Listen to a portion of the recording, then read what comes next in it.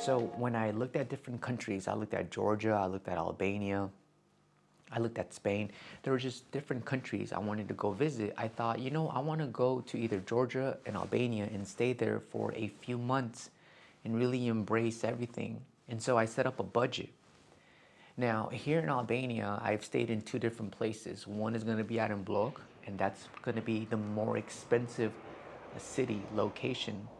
Now, there's convenience in Blloku because everything is walking distance, and that part is amazing. And you're surrounded by go-getters. You're surrounded by that atmosphere where everyone is on the go. It's like the downtown LA or New York City vibe where everyone's going to work, a lot of professionals, especially Monday through Friday.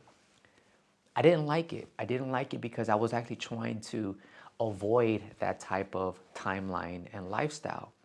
For me, what I wanted to do is I wanted to plug myself into a place in Albania where it's a lot more calm, but still there's social interaction because I have to improve my Albanian language. I need to learn more in Albanian, right? But also have access to merchants out on the street to buy affordable food. So yesterday I went to the grocery store and I was blown away by what I saw. The prices at an Albanian store were almost as expensive as prices in California. Like the blueberries, let me show you.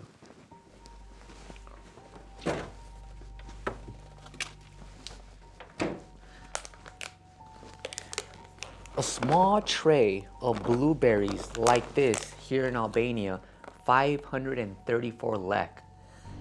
That's just a little over $6 dollars for that here in Albania.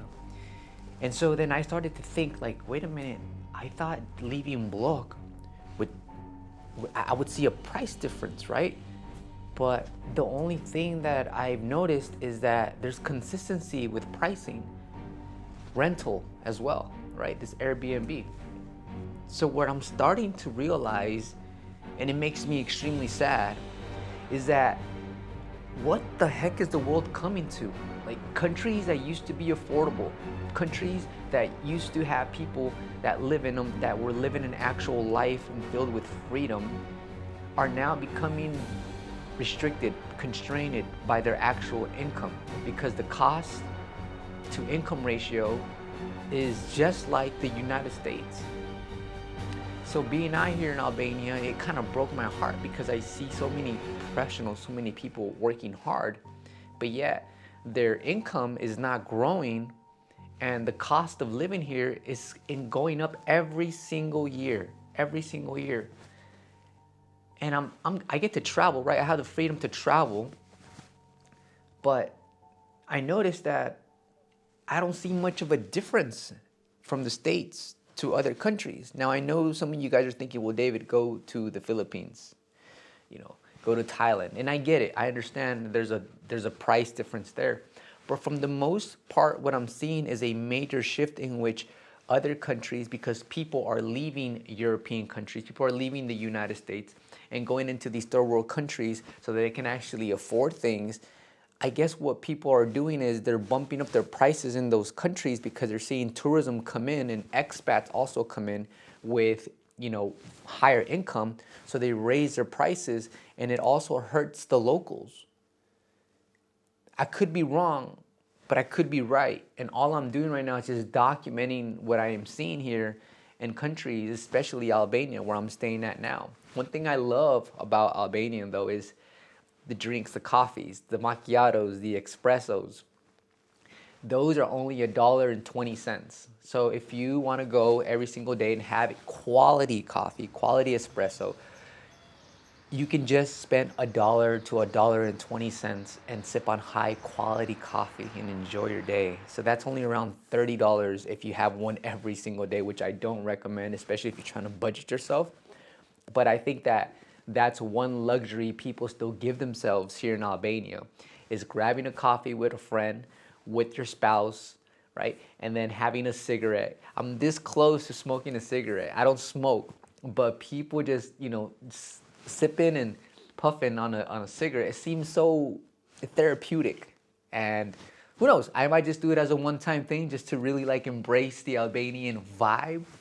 But those are my findings for now. If you have any questions, place them in the comment box below, and I'll do my best to do the research and get you guys real answers, because a lot of the people that I was watching on YouTube were saying that you can find a place out here in Albania, a nice 1-bedroom for under $600. My friends, I've met realtors here, I've met locals here, and that is extremely difficult to find. So I know it depends what cities, what pockets of cities you move into. So if you move into an area that's way more rural, that's not very developed, you could probably find that, but the building is going to be much older. The Wi-Fi is not going to be as fast. Utilities, water, all that is not going to be as reliable. And places like market stores and cafes might not be very popular in that area. So you're sacrificing and giving up a lot because now you have to travel further away.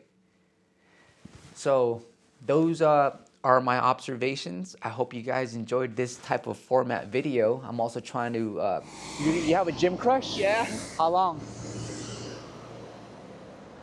I don't know, 2 weeks though.